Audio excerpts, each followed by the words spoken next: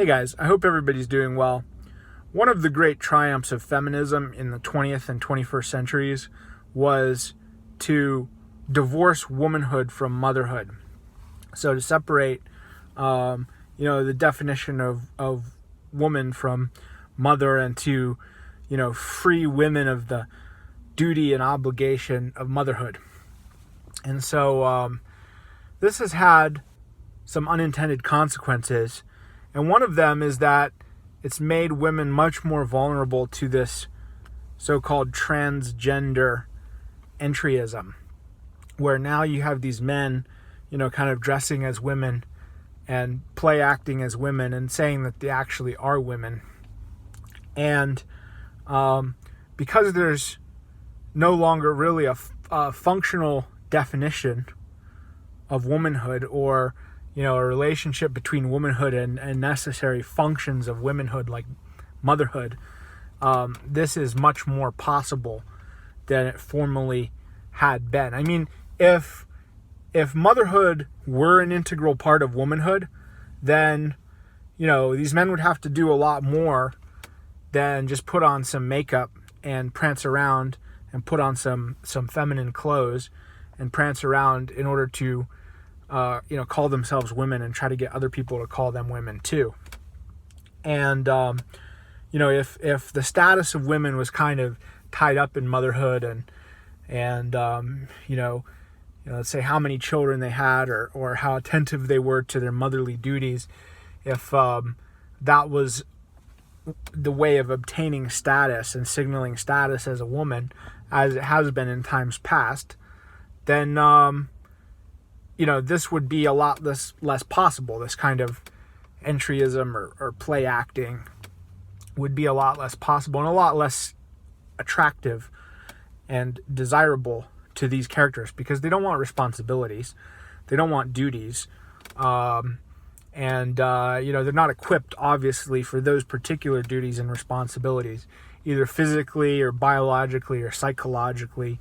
They're just not equipped for that, and so it would hardly be possible. It wouldn't be possible, not physically possible, and it wouldn't be appealing in any sense for these characters if that definition of womanhood was still tied up with motherhood in some way. But feminists have severed that connection, and now they are vulnerable to these kind of shenanigans that have been in the news lately, so much so that South Park is even making fun of them. Like with this cyclist or whatever.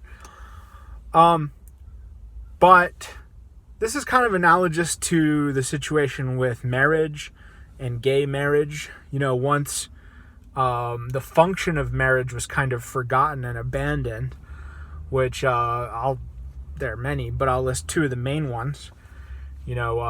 Providing a stable home for children with both of their biological parents. That's a main function of marriage.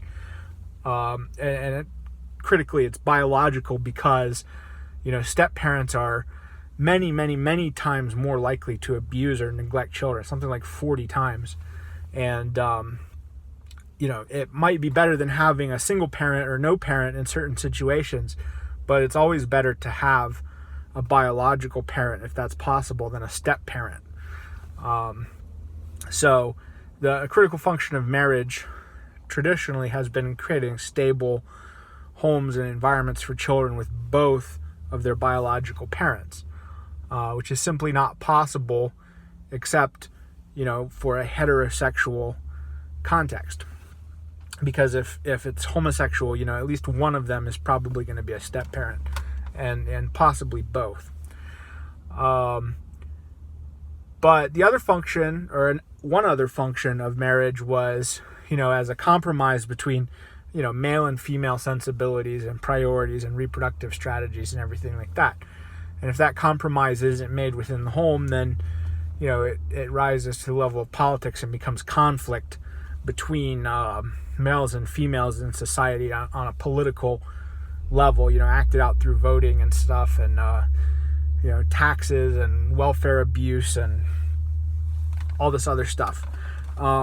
And so marriage and family was a way of, making those compromises on an individual scale so that they don't rise to that political scale, and also making it possible for men to get something out of the bargain, right? Because, if you assign each man a woman, to parasitize him, then he can make sure he can calculate the cost of that because it's just one-on-one, and he can, make sure he's getting something out of the bargain. So it's more like an exchange instead of just a jack, like it is when women, do that when all women exercise their ballot to parasitize all men. Then, forget about untangling what's actually going on and what's costing whom. You're also not going to have anything like an exchange or, value for value out of that. So those are some critical functions of marriage. And once those were abandoned, it just became about love and happiness. In effect, straight people were getting gay married. And that's why it was very, very hard for conservatives to hold the line against gay marriage, because if they were already letting straight people get gay married, it seemed unfair to not let gay people get gay married. And it's kind of the same thing with feminism and these so-called transgenders. They've totally separated womanhood from motherhood or any other functional definition. So, women have no essential roles. They have no essential duties or obligations. And so, and furthermore, demanding entry for women into traditionally masculine roles and traditionally masculine spaces, and having the table tilted so that they can compete at an advantage, because, they can't compete in many of these traditionally masculine domains on equal footing. And so having that table tilted, freeing women from traditional roles and traditional expectations, and demanding entry into traditionally masculine roles and domains, and furthermore, the table tilting in favor of women within those formerly masculine domains and roles. That's the great accomplishment of feminism. But, what they didn't count on was men simply claiming to be women. And, if there's no functional definition of women, and, there's no duties or obligations or roles or anything like that, then, it seems unfair not to let men claim to be women. And so that's why feminists haven't been able to hold the line against so-called transgenders, in the same way that conservatives haven't been able to hold the line against gay marriage, because there's no functional definition in either case of, marriage or women. And so therefore, to exclude people from those definitions seems kind of arbitrary and unfair. And so they can't do it, and they haven't been able to do it. And so those definitions have broken down and become more inclusive.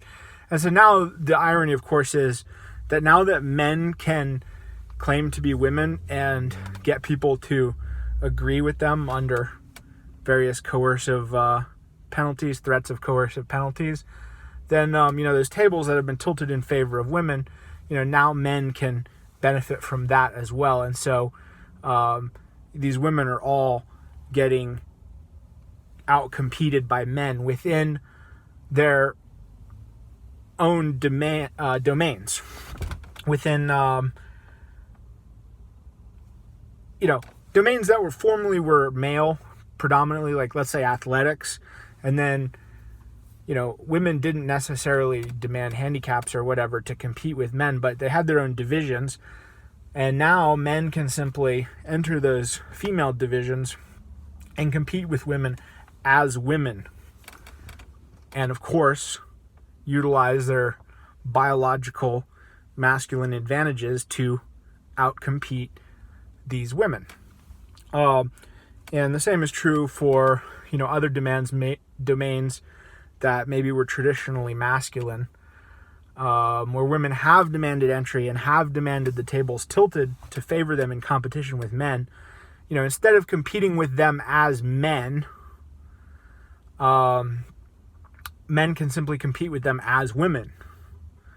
and gain the same advantages. So, the irony is all of this has enabled women to be dominated by these so-called transgenders. And, they thought they were freeing themselves from one set of restraints, but they were also freeing a certain subset of men from those same restraints and unleashing them in competition that they handily lose. The women handily lose. So, and women are naturally kind of vulnerable to this because a lot of these characters, a lot of these men calling themselves women are very narcissistic characters. They're supremely entitled. They are manipulative. They're duplicitous. They are, lacking in empathy. They're extremely self-centered. They have no concept of other people they don't care about other people. They just want something, whether it's attention or, victim privilege or victim entitlement, whatever the case may be. Some benefit, some boon, some advantage, and they don't care what it costs others, and they can be very malicious. They're a lot like narcissistic sociopaths in a lot of ways. A lot of these characters are. And women are naturally kind of vulnerable to that because babies are like that too. They don't have the malignancy or the malice, but babies are very self-centered, very entitled. They want what they want. They don't care what it costs you. And women are evolved to take care of babies who are naturally kind of narcissistic.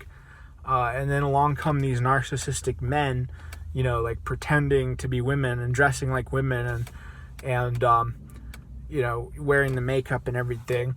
And, women naturally are kind of vulnerable to this anyway, but then they've got this feminism thing that has freed them from all these roles and expectations and duties and, traditional functional responsibilities. And this just makes them 100 times more vulnerable to this fraud, basically. So, women have brought this upon themselves. Feminist women have brought this upon themselves. So, it seems like they're going to be dominated by men one way or the other. It's either going to be these narcissistic play acting as women men or, normal masculine men. And there's just no way around that. And furthermore, these definitions and roles and expectations and duties and obligations that feminists have traditionally regarded as oppressing and limiting and constraining women also to a large extent protected women, from characters like these and from other things. So, they can have that protection again by assuming those duties and obligations and retreating back into, traditional definitions of and conceptions of femininity and womanhood, which include motherhood.